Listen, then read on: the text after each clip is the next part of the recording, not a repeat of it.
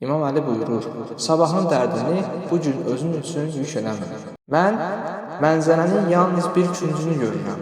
Bütöv görən isə Allahdır. Həyatın sürətli axınında daxili sakitliyi, yəni aramlığı tapmaq və onu qorumaq həm zehni, həm də mənəvi bir təcrübədir. Aram olmaq sadəcə xarici səslərin susması deyil, daxildəki fırtınaları sakitləşdirmək bacarığıdır.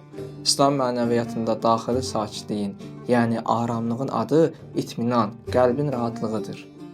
Həyatda bizi ən çox narahat edən amillərdən biri hər şeyi idarə etmək istəyimizdir. Stoik fəlsəfədə də qeyd edildiyi kimi, hadisələri iki yerə bölmək olar. 1. Nəzarət edə bildiklərimiz, öz düşüncələrimiz, reaksiyalarımız və addımlarımız.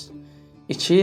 Nəzarət edə bilmədiklərimiz, başqalarının rəyi, keçmiş, gələcək və gözlənilməz hadisələr. Diqqətinizi yalnız dəyişdirə biləcəyiniz şeylərə yönəldin və nəzarətinizdən kənarda olan hadisələri olduğu kimi qəbul etməyi öyrənin. Sən yalnız səyindən məsulsan, nəticədən yox. Səy insandan, nəticə isə yaradandandır. Nəzarət istəyi insanda daxili bir zindan yaradır. Bu zindandan çıxmaq üçün hər gün bu 3 addımı atmaq lazımdır. 1. Səhhətlərini tanı. Səhər oyandığında qarşında duran işlərə bax və soruş. Bunun hansı hissəsi birbaşa mənim əlimdədir? Yalnız o hissəyə enerjini qoy. Qalan hissə üçün narahat olmaq hələ yağmayan yağışa görə çətir açmaq kimidir.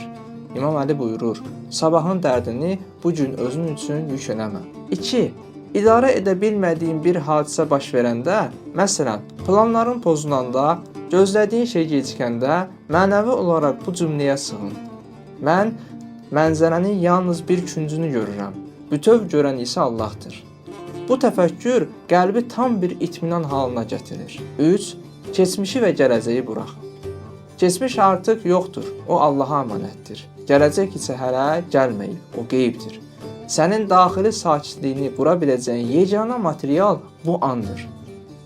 İnsanın hər şeyi idarə etmək iddiasından əl çəkməsi onun acizliyi deyil. Əksinə, daxili gücün ən pik nöqtəsidir.